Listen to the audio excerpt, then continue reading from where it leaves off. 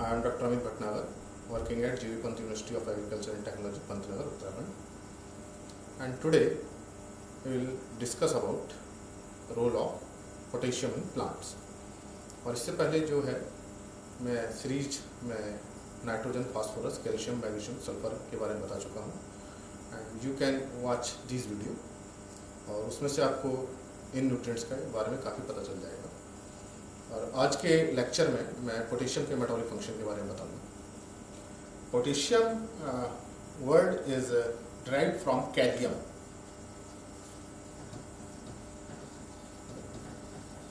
So its symbol K is from kalium and it is Latin word.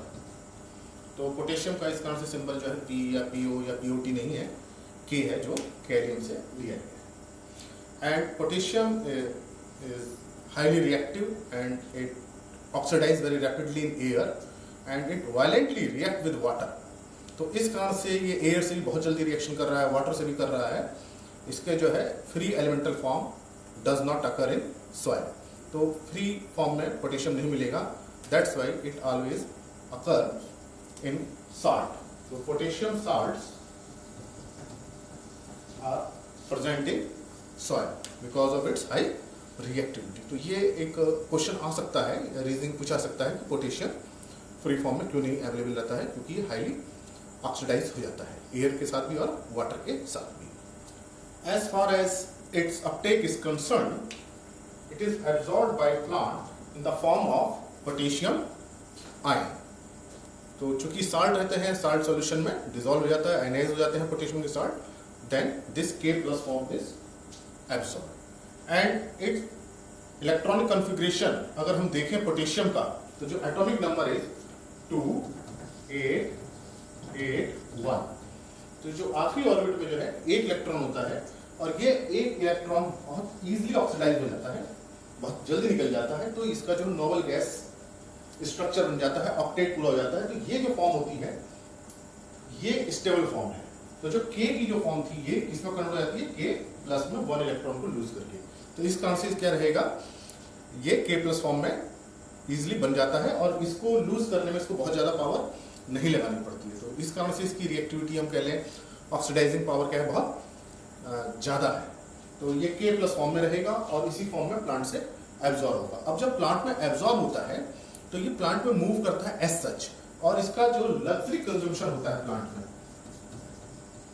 Luxury consumption का मतलब यहां यह है कि प्लांट को जरूरत नहीं है, उसके बाद भी पोटेशियम का एब्जॉर्ब बहुत ज्यादा करता है.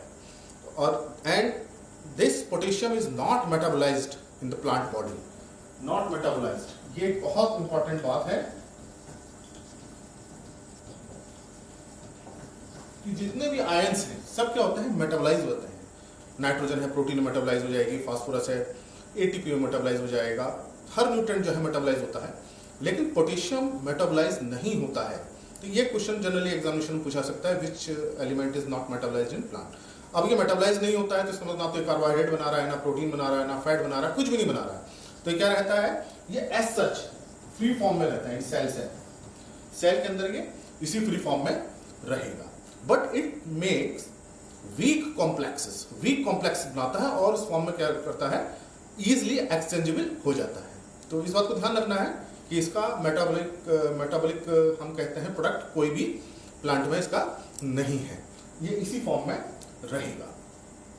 अनदर ब्यूटी ऑफ पोटेशियम और we can say another feature is that it occurs in different plant parts और in different parts of cell.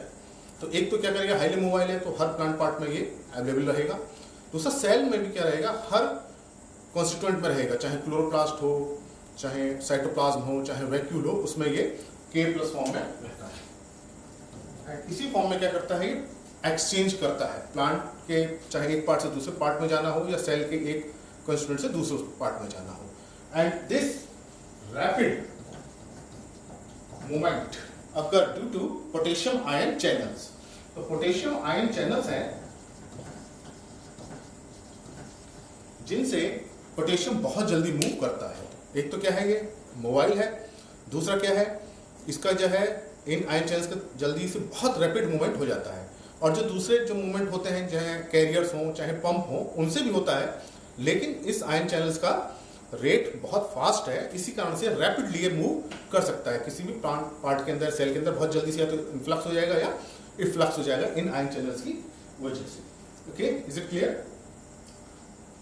And in the form of this potassium ion, this is cation, it acts as counter ion for anions. तो anions के साथ ये क्या करेगा, reaction करेगा, उनको counter करेगा, चाहे वो ऑर्गेनिक आयन हो लाइक मैलेट, चाहे इनऑर्गेनिक आयंस हो लाइक क्लोराइड, तो उनके साथ ही काउंटर करेगा और इन एनायंस को क्या करेगा, न्यूट्रलाइज करेगा। तो न्यूट्रलाइजेशन में इसका बहुत इंपॉर्टेंट रोल है। अब इन एनायंस को जब न्यूट्रलाइज करेगा तो पीएच जो रहेगी वो 7 to 8 मेंटेन करेगा, 7 to 8। तो पोटेशियम की वजह से जो साइटोप्लाज्मिक पीएच है, ये जो सेल की पीएच है, कितनी रहती है, 7 to 8 रहती है। अब इस पीएच का इस रेंज में होना बहुत जरूरी है, 7 to 8, क्योंकि जितने भी एंजाइमेटिक एक्शन है सब किस में होते हैं, 7 to 8 पीएच में होते हैं। जो फिजियोलॉजिकल पीएच है वो 7.2 7.4 के बीच में रहती है, तो उसी में एंजाइम्स हैं।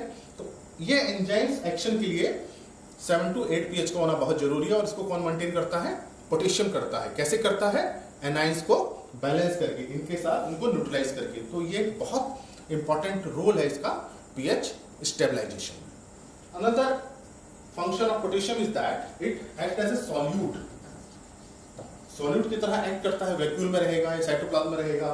Then it change the osmotic potential, osmotic potential को चेंज करता है। और ऑस्मोटिक पोटेंशियल चेंज होने से क्या चेंज होता है, टर्गर चेंज होते हैं। तो जितने भी टर्गर रिलेटेड प्रोसेस हो रहे हैं प्लांट में, अधिकतर किससे रिलेटेड है, पोटेशियम से रिलेटेड है। Now metabolic function of potassium, so there are different metabolic function. Number 1 is enzyme activation. Enzymes को एक्टिवेट करने में पोटेशियम का बहुत इंपॉर्टेंट रोल है, and there are several mechanisms, but important one are, number 1 is it stabilize the pH 7 to 8। अभी जैसे मैंने आपको बताया कि एनायंस को काउंटर करता है, तो पीएच को किस में स्टेब्लिश करता है, 7 to 8, और इस पीएच रेंज में ही अधिकतर एंजाइम के रहते हैं, मोस्टली एंजाइम्स आर एक्टिव। तो नंबर 1 है establishment of pH between 7 to 8। Number 2 mode of action in enzyme activation is it causes the conformational changes in enzyme protein।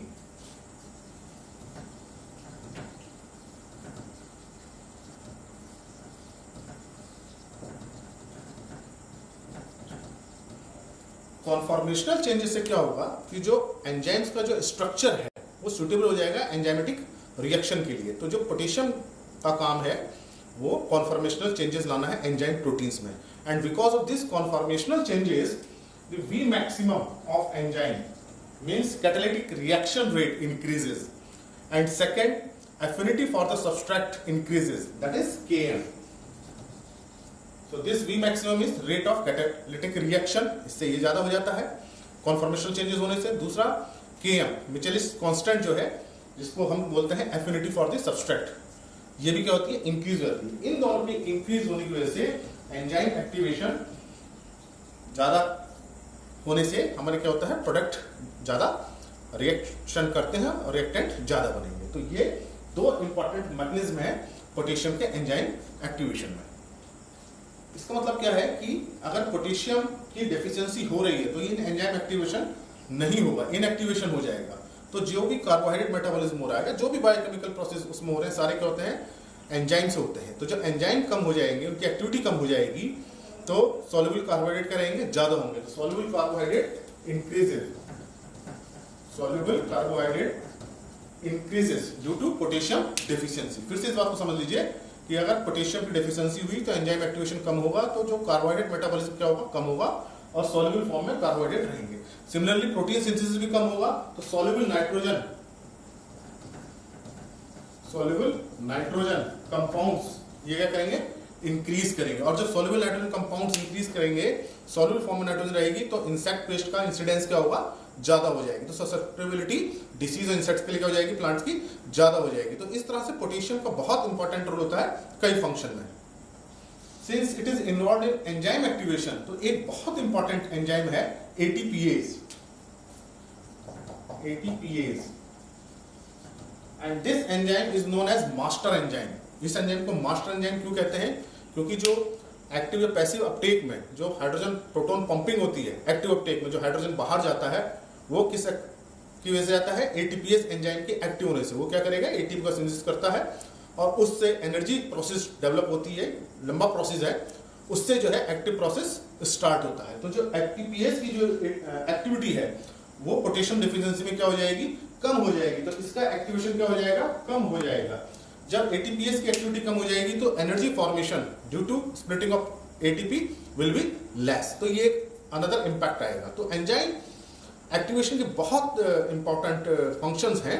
अगर एंजाइम एक्टिवेट नहीं होंगे तो प्लांट के अंदर जो बायोकेमिकल रिएक्शंस हो रहे हैं उनमें भी हर तरह के बायोकेमिकल रिएक्शंस में कमी आएगी।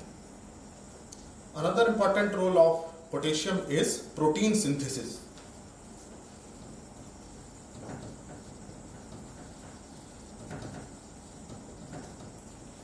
And potassium is involved in translation process.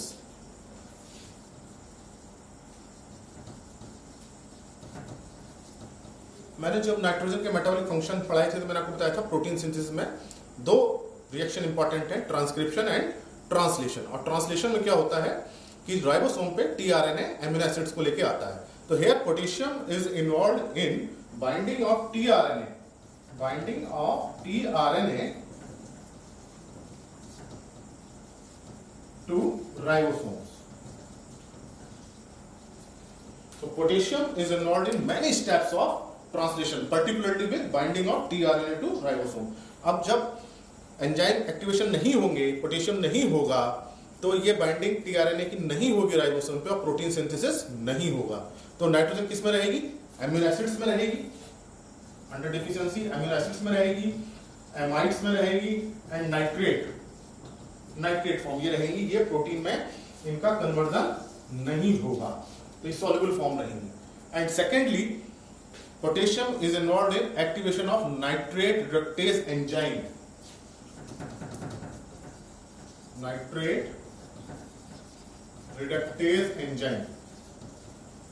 इस एंजाइम की एक्टिविटी क्या हो जाएगी पोटेशियम की डेफिशिएंसी में? Nitrate reductase enzyme activity will be low. जब लो होगी तो जो नाइट्रेट का कन्वर्जन हो रहा है नाइट्राइट में, और नाइट्राइट का फर्दर अमोनियम में और अमोनियम का फर्दर प्रोटीन में, फिर वैसा कन्वर्जन नहीं होगा और नाइट्रेट करेंगे इसी फॉर्म में प्लांट के अंदर रहेंगे, सॉल्युबल फॉर्म रहेगी, तो प्रोटीन सिंथेसिस नहीं होगा। That's why potassium is necessary for protein synthesis. Next function of potassium in plant is in photosynthesis.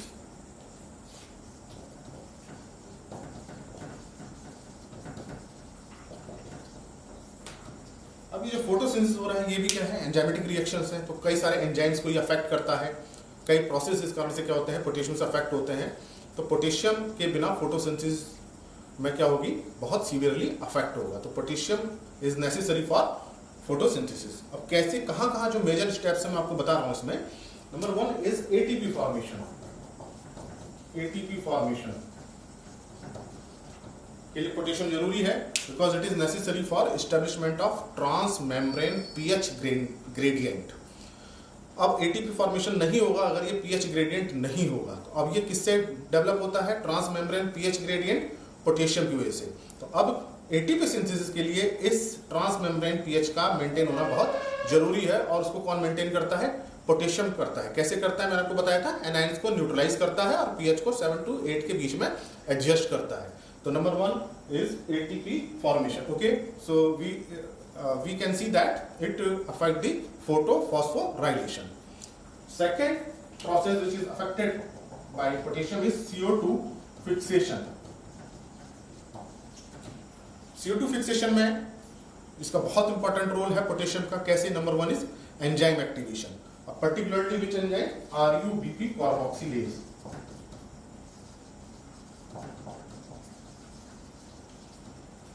RUP carboxylase की एक्टिविटी और एफिनिटी को ये काफी अफेक्ट करता है potassium.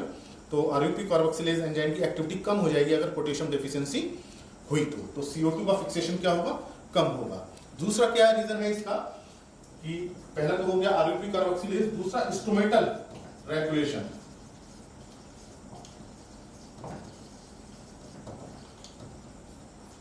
Stomata opening and closing में पोटेशियम का बहुत इंपॉर्टेंट रोल है, और जब स्टोमेटा ओपन होंगे तभी CO2 की एंट्री होगी और तब CO2 का फिक्सेशन होगा। अगर पोटेशियम डेफिशिएंसी है तो स्टोमेटा क्या रहेंगे, क्लोज रहेंगे और CO2 की एंट्री नहीं होगी, उस कारण से भी CO2 फिक्सेशन कम हो जाएगा। Sir clearly we can see that potassium is involve in CO2 fixation. तो इसका मतलब है कि अगर पोटेशियम की सप्लाई प्लांट को प्रॉपर है तो उसके अंदर फोटोसिंथेसिस प्रॉपर होगी, कार्बोहाइड्रेट की फॉर्मेशन प्रॉपर होगी।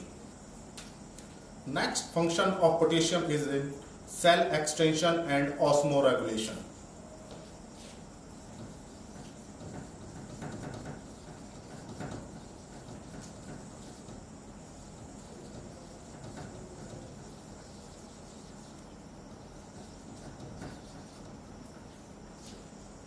सेल एक्सटेंशन में इसका रोल है पोटेशियम का। कैसे सेल एक्सटेंशन होगा, जो सेल एक्सटेंशन तब होगा जब सेल का साइज बढ़े। सेल का साइज कैसे बढ़ेगा, जब उसका वैक्यूल बढ़े, क्योंकि 80 to 90% सेल में क्या रहता है, वैक्यूल रहता है। तो एक तो क्या करता है, potassium act as a solute. Secondly it change the osmotic potential. So potassium, because of potassium, OP, osmotic potential increases. Okay? जब सेल के अंदर, वैक्यूल के अंदर पोटेशियम जाएगा तो उसका ऑस्मोटिक पोटेंशियल बढ़ेगा। ऑस्मोटिक पोटेंशियल बढ़ने से क्या होगा, turgor pressure, turgor will increase. जब टर्गर बढ़ेगा तो सेल का साइज क्या होगा, और बड़ा हो जाएगा। तो इस कारण से cell size increases, cell size increases. तो जो लीफ का साइज है वो बढ़ेगा, या स्टेम की लेंथ है वो बढ़ेगी। Under potassium deficiency plant height remain short. क्यों, क्योंकि ऑस्मोटिक पोटेंशियल कम रहेगा, टर्गर प्रेशर क्या रहेगा, कम रहेगा, उस कारण से शॉर्ट लेंथ रहेगी और शॉर्ट लीफ बनेगी। तो ये एक पोटेशियम डेफिशिएंसी के ये भी सिम्टम्स होते हैं। Another function of potassium in plant is stomatal movement. Stomatal movement, and this stomatal movement is related with opening and closing. Opening and closing actually में क्या होगा कि गार्ड सेल में पहले पोटेशियम एंटर करता है। Suppose this is guard cell and these guard cells are flaccid. Then potassium influx in guard cells. Potassium क्या आएगा, यहां एंटर करेगा इन गार्ड सेल्स में।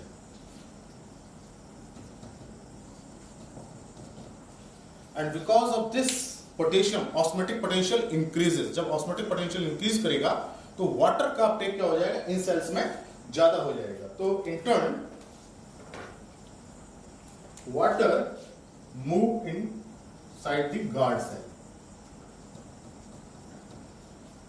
ओके, अब जब गार्ड सेल में वाटर होगा तो क्या होगा कि इस तरह का मान लीजिए स्टोमेटा है, ये गार्ड सेल है। अब जब इसमें पोटेशियम एंटर कर गया, अब ये फूलनी शुरू होगी गार्ड सेल, टर्गर प्रेशर बढ़ता जा रहा है। अब ये देखिए स्टोमेटा ओपन होता जा रहा है, तो स्टोमेटा ओपनिंग हो जाएगी। इसके बाद क्या होगा कि इफ्लक्स जब पोटेशियम का होगा तो जब यहां से पोटेशियम बाहर चला जाएगा तो वाटर भी पोटेशियम के साथ इन रिस्पॉन्स मूव करेगा।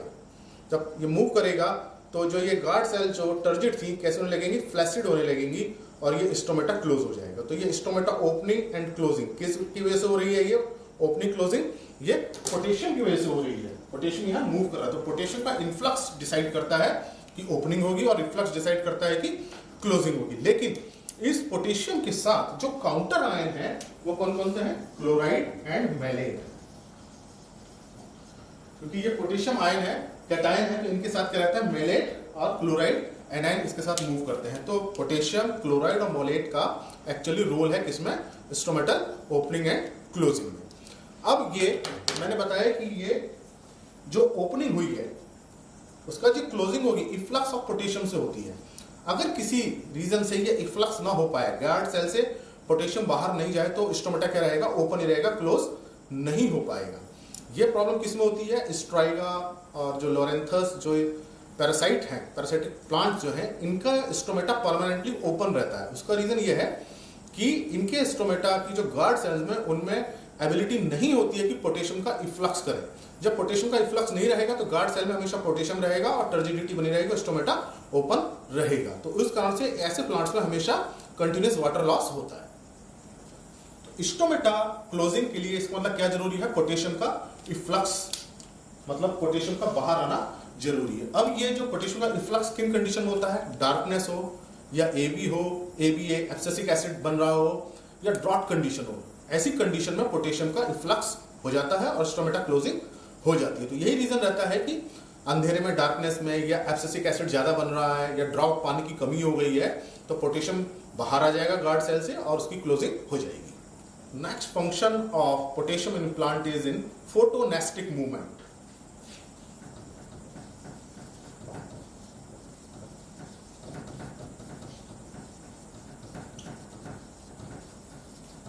What is photonastic movement?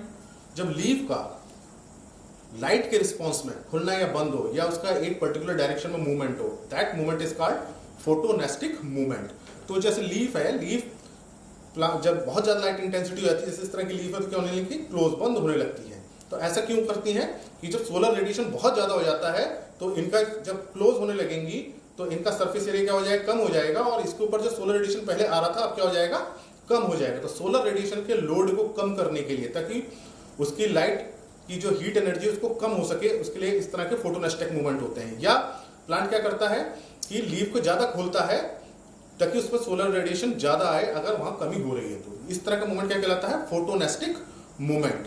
और ये फोटोनेस्टिक मूवमेंट किस में रहेगा? लीफ में रहता है। And this photonastic movement is also turgor related process. It is turgor related process, and this turgor related process are in specialized tissue like motor cells and pulmonus. Okay, and this turgor relation is with potassium ion. तो इसको कौन change करता है? इन turgor pressure को motor organs में, pulvinus में potassium करता है। तो that's why potassium is also helpful in photonastic movement. Next role of potassium in plant is in seismonastic movement.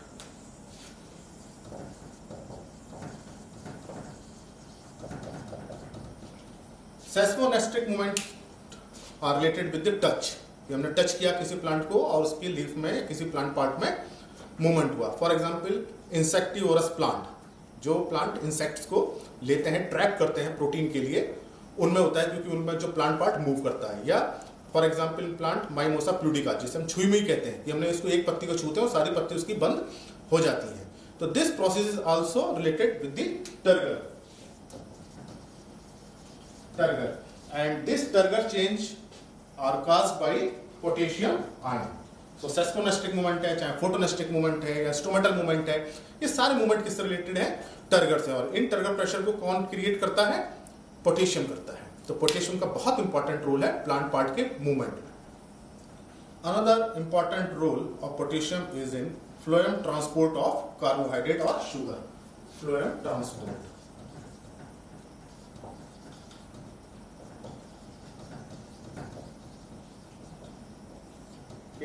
हम जानते हैं कि शुगर किस में मूवमेंट होता है? कार्बोहाइड्रेट का फ्लोएम के थ्रू मूवमेंट होता है। And here potassium play very important role. How? Number one, it maintain the pH of sieve tubes. Sieve tubes for loading of carbohydrate. तो पहले क्या होगा? सुक्रोज जो भी बनी है, जो कार्बोहाइड्रेट बना है, पहले सीड ट्यूब में लोड होगा, और इस लोडिंग के लिए पीएच का मेंटेन होना बहुत जरूरी है। और पोटेशियम क्या करता है? मेंटेन करता है पीएच को 7 to 8 के बीच में।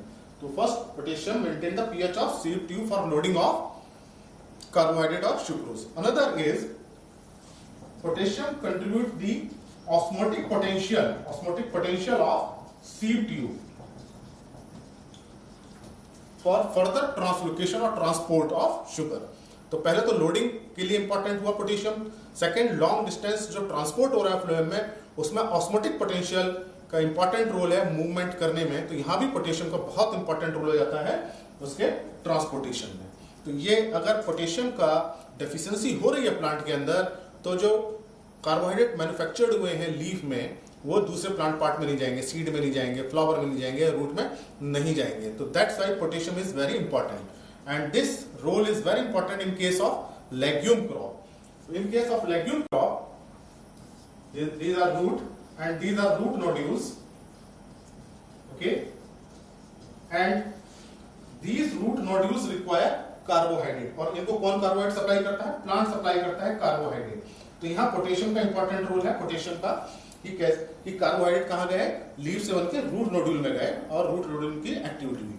अब रूट नोड्यूल में क्या बनी, नाइट्रोजन फिक्स हुई, अमीनो एसिड्स बने, यूराइड्स बने और इनका ट्रांसपोर्टेशन कहाँ हुआ, रूट नोड्यूल से कहाँ हुआ, लीफ में हुआ। यहाँ भी कौन हेल्प करेगा, पोटेशियम। तो लेग्यूम क्रॉप में पोटेशियम बहुत इंपॉर्टेंट रोल प्ले करता है। Number 1 to supply carbohydrate from source to sink and second is supply of amino acid from root nodule to leaf plant part. Another important role of potassium is in cation-anion balance. Cation-anion balance. इसको आप शुरू में पहले ही बताया था जब ये potassium का लेक्चर स्टार्ट किया था। ये एनायन के लिए काउंटर आयन की तरह वर्क करता है। तो जब ये वर्क करेगा आयनाइंस को, चाहे ऑर्गेनिक हो या इनऑर्गेनिक हो, मैलेट हो, क्लोराइड हो, नाइट्रेट हो, तो उनसे जो एसिड्स बनते हैं वो एसिड्स नहीं बनेंगे।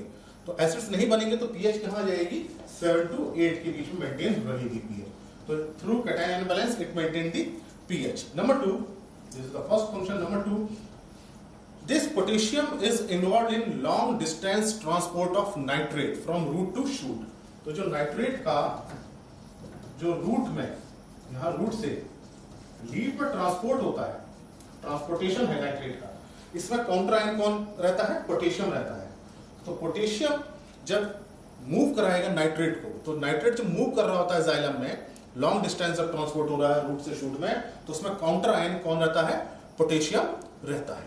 तो इसका मतलब कि नाइट्रेट के मेटाबॉलिज्म में पोटेशियम का बहुत इंपॉर्टेंट रोल है। पहले तुमने देखा था नाइट्रेट रेडटेस एंजाइम एक्टिविटी में, and another important role is in long distance transport of nitrate. Okay, similarly अगर जो हमारा लेग्यूम क्रॉप है, लेग्यूम में जो अमीनो एसिड्स बन रहे हैं या जो एमाइड्स बन रहे हैं या जो यूराइड्स बन रहे हैं, उसके ट्रांसपोर्टेशन के लिए भी पोटेशियम एक काउंटर आयन की तरह वर्क करता है। तो ये हमारे फंक्शन थे पोटेशियम के। मैं आपको बहुत जल्दी अब ब्रीफ कर देता हूं पोटेशियम के रोल। तो सबसे इंपॉर्टेंट रोल क्या है, एंजाइम एक्टिवेशन में, चाहे फोटोसिंथेसिस में एंजाइम एक्टिवेशन हो रहा हो, चाहे प्रोटीन सिंथेसिस में हो रहा हो, चाहे कार्बोहाइड्रेट मेटाबॉलिज्म में हो रहा हो, सब एंजाइम एक्टिवेशन में पोटेशियम का बहुत इंपॉर्टेंट रोल होता है, और पर्टिकुलरली किसमें, कार्बोहाइड्रेट मेटाबॉलिज्म में। तो अगर पोटेशियम की डेफिशिएंसी है तो सॉल्युबल कार्बोहाइड्रेट प्लांट के अंदर रहेंगे, और जो स्टार्च सिंथेस एक्टिविटी है वो पोटेशियम डेफिशिएंसी में क्या हो जाएगी, कम हो जाएगी। तो स्टार्च का एक्युमुलेशन प्लांट में कम होगा। तो जो स्टार्ची क्रॉप है, चाहे पोटैटो है, चाहे बनाना है, जिसमें स्टार्च बहुत ज्यादा चाहिए, उसमें पोटेशियम की बहुत ज्यादा जरूरत होती है। तो this is the reason that why starchy crop require more potassium, या उनमें पोटेशियम का अपटेक ज्यादा क्यों होता है। सिमिलरली फोटोसिंथेसिस में कई सारे एंजाइम्स के एक्टिवेशन में भी प्रोटीन की जरूरत है। प्रोटीन सिंथेसिस, प्रोटीन में ट्रांसलेशन प्रोसेस में जरूरत है, अदरवाइज क्या रहेगी, नाइट्रोजन सॉल्युबल फॉर्म में रहेगी और इंसेक्ट डिसीज का इंसिडेंस ज्यादा होगा। ऑस्मो रेगुलेशन में बहुत इंपॉर्टेंट रोल है, स्टोमेटल मूवमेंट में, सेस्मोनेस्टिक मूवमेंट में, फोटोनेस्टिक मूवमेंट में, कैटायन आयन बैलेंस में।